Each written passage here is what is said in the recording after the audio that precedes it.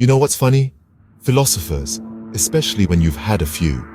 Now, if you think about it, philosophers are like your friendly neighborhood barflies.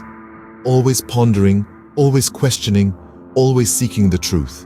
And boy, do they know how to get deep into the rabbit hole. Take Socrates, for instance. The man loved a good metaphor, and one of his most famous ones is the allegory of the cave. Have you heard of it? It's like a bar, really.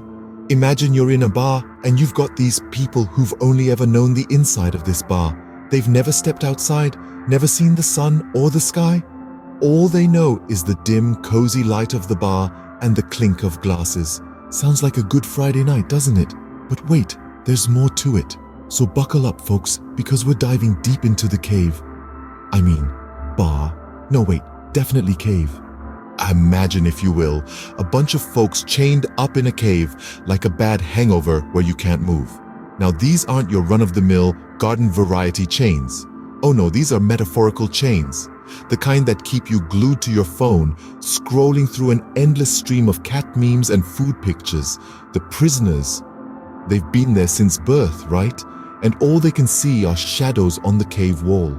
They're like us, stuck in a Netflix binge, watching reality TV shows. They think the shadows are real, just like we think Keeping Up with the Kardashians is a documentary. Now, behind these chained folks, there's a fire, and between the fire and the prisoners, there are puppeteers. These puppeteers, they're the ones casting the shadows on the wall, controlling what the prisoners see and believe. They're like the big tech companies, filling our feeds with what they want us to see, shaping our reality. And the prisoners, they're none the wiser. They're debating about the shadows, arguing over which shadow is the best, the most real. Sounds familiar? It's like us, arguing over which influencer's life is better or whose political meme is funnier. But here's the kicker. Socrates, that old Greek philosopher, he says that the shadows aren't reality at all. They're just a reflection, an illusion. The real world, the truth, it's outside the cave. It's like when you finally put your phone down and go outside, or when you read an actual book instead of a BuzzFeed article. And then, one of them breaks free, like someone finally deleting their Facebook account. He sees the fire, the puppeteers, and realizes that all he thought was real was just shadows. It's a mind-blowing revelation, a wake-up call. But that's a story for another time or another drink. So this dude, the Facebook quitter, stumbles out into the real world. And it's blinding, mostly because he's been staring at screens his whole life. Suddenly, he's seeing things in high definition, no pixelation, no buffering. It's like he's just upgraded his internet package and everything's coming in clear. But it's not just the visuals, the sounds, the smells, the tactile sensations. It's like he's been living in a sensory deprivation tank and someone's just popped the lid. It's sensory overload and he's not sure if he's ready for it. But here's the thing. He's not just experiencing these things, he's understanding them. It's like he's just been given the keys to the universe and he's not just opening doors, he's kicking them down. And then he thinks about his cave buddies, still shackled to their screens, still living in a world of shadows and echoes.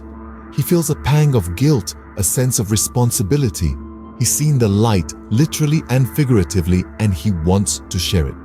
So he goes back to the darkness, back to the cave, and he tries. Oh boy, does he try. He's like a vegan at a barbecue, preaching about the evils of the digital world and the wonders of reality. But does he succeed? Not really. His friends look at him like he's just told them he's leaving his job to become a mime artist. They can't comprehend what he's saying. It's like he's speaking a different language, a language not of emojis and hashtags, but of real tangible experiences. The cave dwellers, they can't see past their screens, past the shadows and echoes. They've become so accustomed to the darkness, to the digital, that the idea of something more, something real, it's just too much. And so, our hero, the Facebook quitter, is left in a predicament. He's seen the real world, he's lived it, breathed it, touched it, but he can't share it. He can't make others see. And it's frustrating, it's heartbreaking, but does anyone listen? Nah, they think he's gone nuts, like someone who's just discovered CrossFit.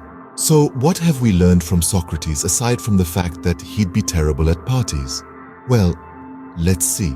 We've discovered that Socrates was a philosophical genius who somehow managed to turn a story about people watching shadows in a cave into a profound analogy about human existence.